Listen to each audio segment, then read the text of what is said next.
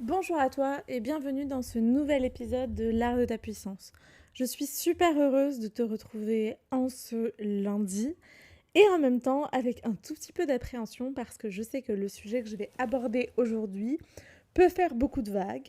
Il a d'ailleurs fait beaucoup de vagues quand je l'ai abordé durant ce mois d'avril sur les réseaux sociaux.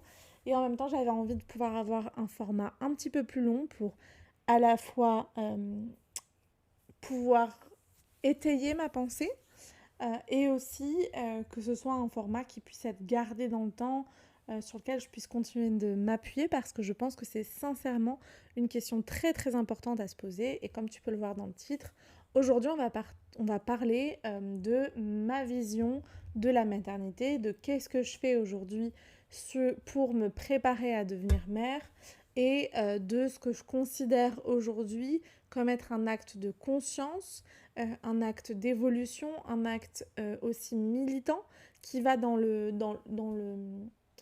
cette évolution que je souhaite pour cette société et que je vois encore beaucoup trop absent de la réflexion autour du fait de faire des enfants. Et ça me chagrine profondément et c'est aussi pour ça que je fais cet épisode. Avant d'aller un peu plus loin, je voudrais vraiment faire un disclaimer.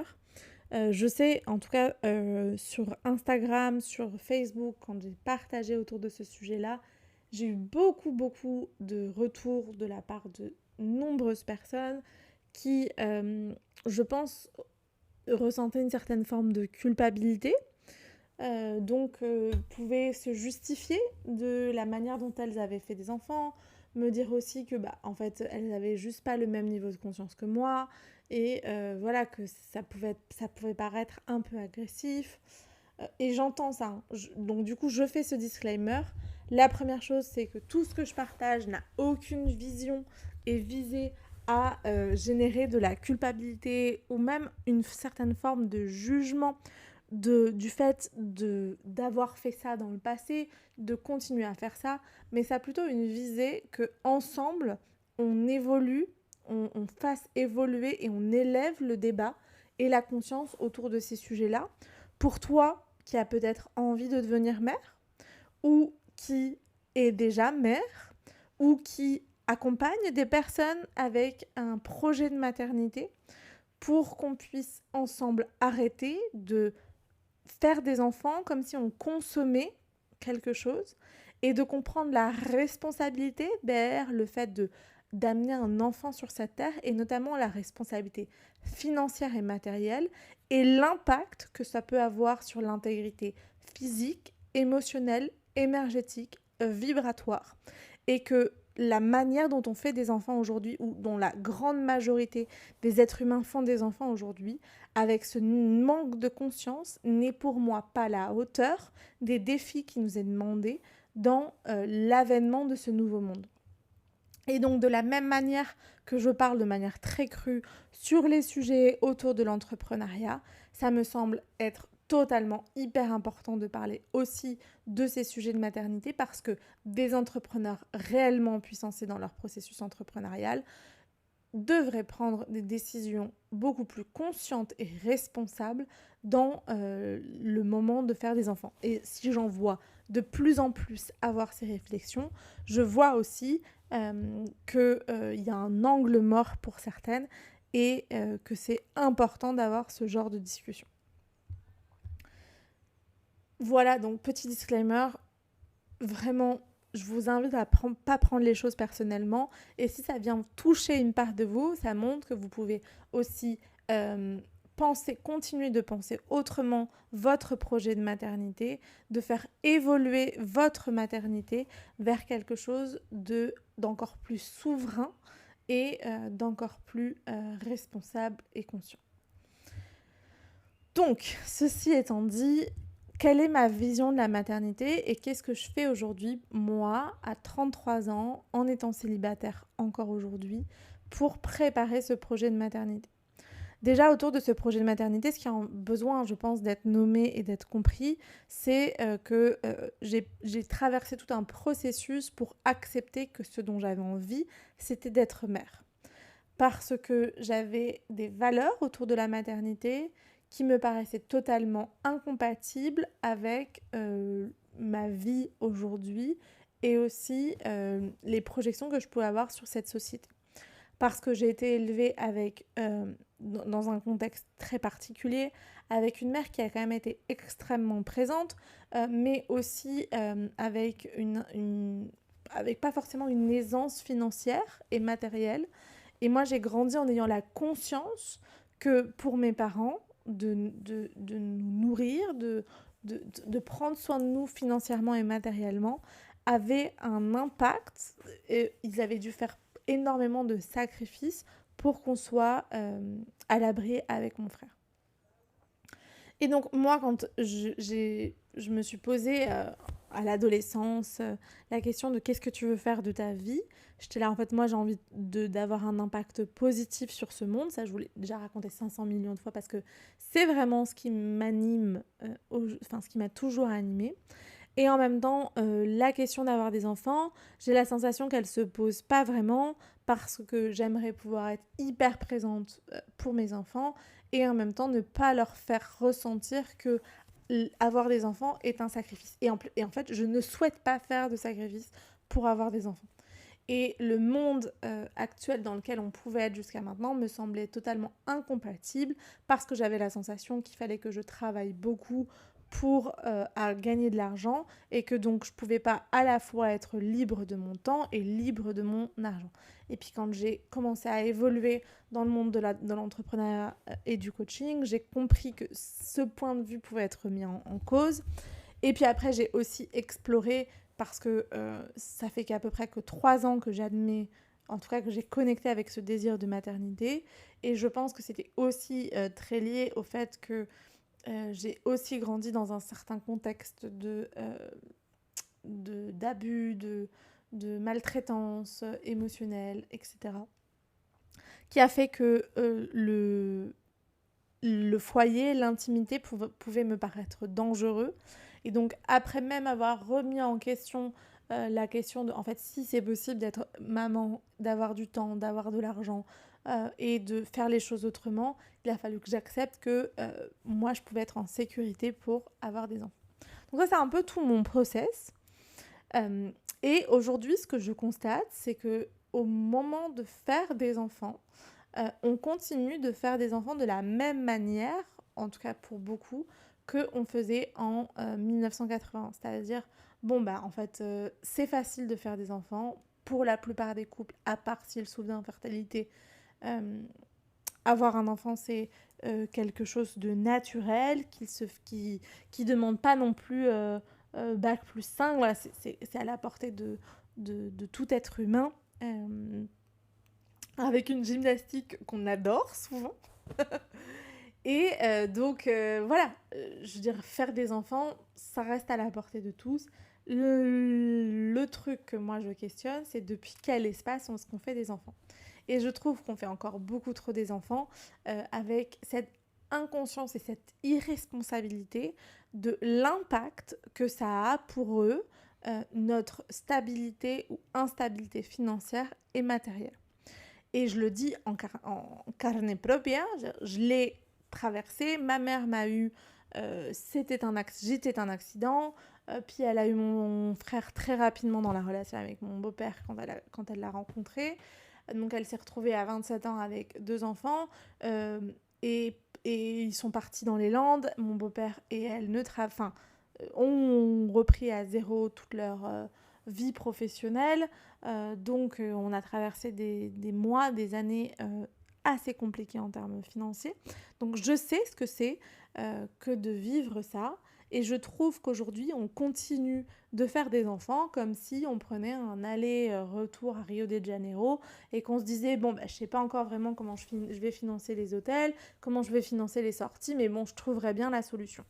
Et bien sûr, je suis certaine que c'est le fait d'avoir des enfants qui a aidé mes parents à se réinventer parce qu'ils avaient une certaine forme de responsabilité et qu'ils ont toujours trouvé des solutions, que Dieu soutient toujours. J'ai vraiment conscience de tout ça. Sauf que en 2026, avec le niveau d'information, de conscience, de responsabilité aussi qu'on a dans l'émergence de ce nouveau monde, Je ne comprends pas qu'on puisse continuer de faire des enfants dans des situations financières et matérielles d'une grande instabilité et d'une grande précarité quand des solutions existent. Et que finalement on tourne les dos à ces solutions simplement parce qu'on se dit God provides. Quoi qu'il arrive, je saurai faire. Oui, et en même temps, a-t-on pensé à la répercussion que ça a sur ses enfants? Aujourd'hui, la théorie polyvagale, euh, toute la psychologie autour de l'attachement, toutes les études qui sont montrées autour du développement du système nerveux montrent à quel point un enfant a besoin de se sentir en sécurité avec des parents présents durant ses minimum premières 3 années de vie. Et aujourd'hui, quand on est entrepreneur notamment, décider de faire des enfants sans avoir la sécurité matérielle et financière de comment est-ce qu'on va prendre soin de lui durant ces 3 premières années, c'est suicidaire. Parce que l'État ne couvrira pas un congé maternité. Donc, combien d'entrepreneurs autour de moi vivent un postpartum et de devoir retourner à vendre leurs offres beaucoup plus rapidement que ce qu'elles aimeraient, simplement parce qu'elles ont besoin d'argent. Ou se dire, une prévoyance santé, ou mon mec, il va s'en occuper. Mais en fait, oui, tout ça, c'est possible. Et en même temps, pose-toi la question, rappelle-toi de combien d'entrepreneurs, de combien d'amis, de combien de couples autour de toi sont passés par des challenges très compliqués parce que justement tout ça n'avait pas été envisagé. Et moi, je peux te le dire, j'en vois beaucoup.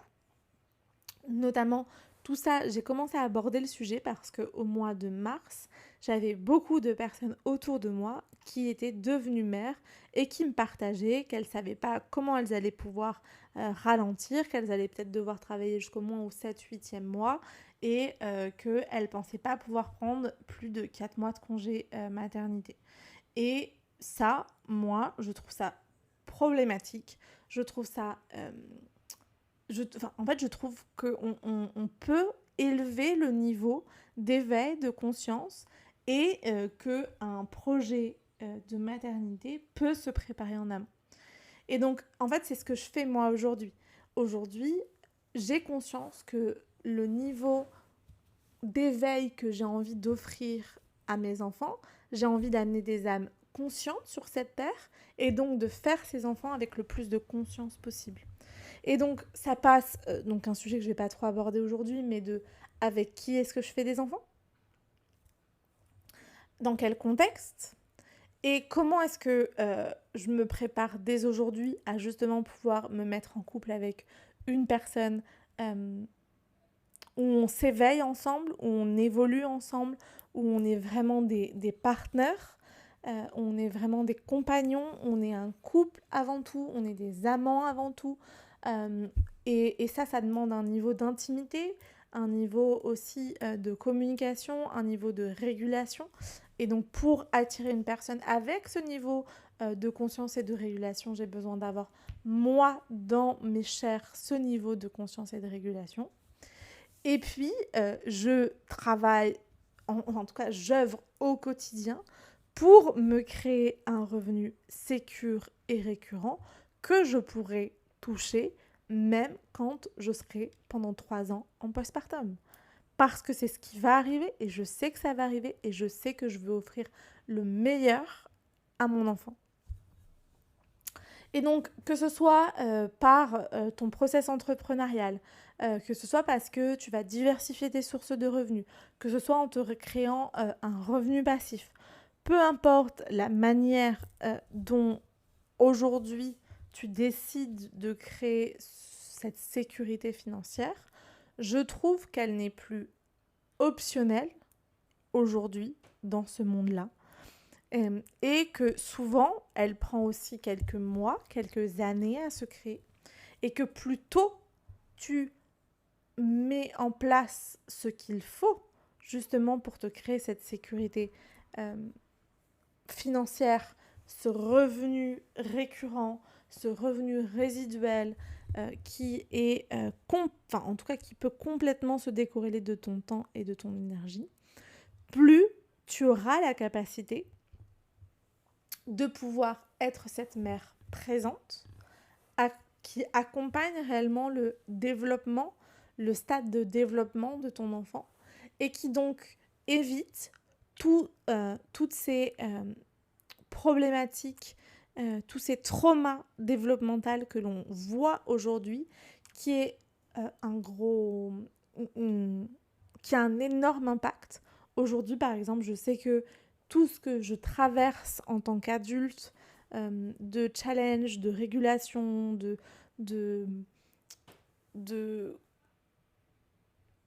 traversée du désert, de schémas répétitifs, de chercher l'adrénaline partout.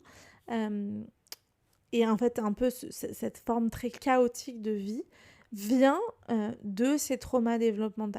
Et il y a plein de raisons que je ne partagerai pas forcément sur les réseaux sociaux. Et en même temps, il y en a une que je souhaite partager, auquel je souhaite montrer qu'il existe une alternative, qu'ensemble, on peut faire les choses totalement différemment. Et que moi, j'ai vraiment envie de faire totalement les choses différemment, qui est sur, en fait, est-ce qu'on peut offrir à nos enfants la sécurité financière et matérielle des parents qui ne sont pas dans l'angoisse de savoir comment ils vont terminer le mois, une mère qui n'a pas besoin de travailler les mercredis et les week-ends, d'une mère qui peuvent leur offrir le meilleur, des parents qui peuvent leur offrir le meilleur en termes d'éducation, en termes d'opportunités, en termes de voyage, en termes de relations. Et tout ça, pour moi, ça se crée dès maintenant. Et si aujourd'hui, ta réalité, elle n'est pas encore ce que tu souhaites qu'elle soit, c'est qu'il y a un degré d'évolution possible. Et moi, aujourd'hui, ma réalité, elle n'est pas ce que je souhaite.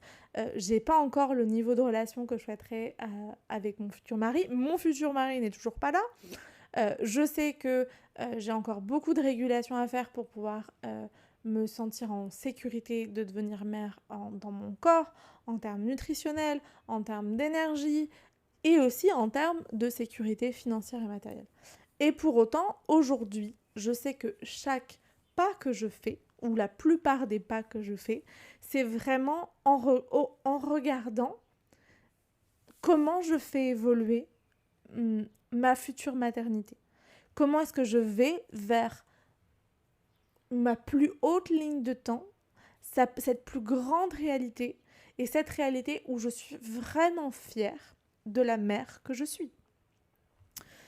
Et je sais que ça prendra son temps, et je suis patiente, et je suis hyper heureuse aussi de le faire au sein d'une communauté, parce que moi j'ai décidé pour diversifier mes sources de revenus, j'ai décidé de rejoindre l'opportunité professionnelle doTERRA en alliant le conseil justement pour les entrepreneurs, pour leur vitalité, grâce à des protocoles de micronutrition et d'aromathérapie. J'ai décidé donc de prendre cette casquette de formatrice en santé naturelle pour aider les entrepreneurs à retrouver leur vitalité et la diversification de sources de revenus avec une opportunité professionnelle qui permet de créer des revenus récurrents et stables que tu puisses toucher quand tu seras en grossesse, en postpartum, si tu veux prendre soin d'un parent malade et que tu as besoin de plus de flexibilité pour aller chercher tes enfants à l'école à 16h tous les jours, pour être là tous les week-ends, pour être là tous les mercredis. C'est aussi une incroyable opportunité de faire partie d'une communauté, d'avoir une flexibilité géographique et de temps sur ton emploi du temps, sur aussi tes rémunérations. Et c'est vraiment une opportunité aussi qui décorrèle à un certain moment ta présence dans l'activité, des revenus que tu perçois. Et c'est pour ça que je l'ai choisi. Moi, j'ai beaucoup réfléchi j'ai cherché à investir dans l'immobilier, je me suis formée en crypto, j'ai aussi regardé les plans de compensation de différents MLM. J'ai créé aussi des offres que je voulais simplement vendre en les mettant sur euh, des mini-offres à moins de 40, à moins de 50 euros que tu mets sur un site internet. J'ai testé un peu la pub, j'ai vraiment testé beaucoup de choses et c'est l'opportunité qui pour moi me ressemble le plus, est aussi la plus facile à intégrer dans une activité de bien-être, qui est aussi hyper stimulante intellectuellement, avec énormément de casquettes différentes, énormément de processus d'apprentissage différents. Et tout ça, pour moi, c'est d'une richesse sans nom. Et je suis vraiment très, très, très heureuse de pouvoir justement mettre en place cette activité pour me permettre d'aller vers ce rêve que je vous partageais, qui est d'être la meilleure maman possible pour les enfants qui choisiront et que je choisirai, en tout cas que je choisirai d'amener sur cette terre et qui choisiront, euh, qui me choisiront comme maman. Et si jamais ça te parle, que ce soit, voilà, comme je te l'ai dit, hein, il y a des personnes, c'est pour un projet de grossesse, d'autres, c'est pour mettre leur mari à la retraite, d'autres, c'est simplement pour diversifier leurs sources de revenus, d'autres, c'est pour prendre soin de leur santé. Peu importe quel est aujourd'hui ce qui t'amène à te dire, en fait, j'ai besoin d'une diversification de mes sources de revenus, d'autant plus si c'est pour devenir une meilleure mère pour tes enfants ou futurs enfants aujourd'hui. Je t'invite à aller dans le lien dans ma bio, à m'écrire sur Instagram à @cecilia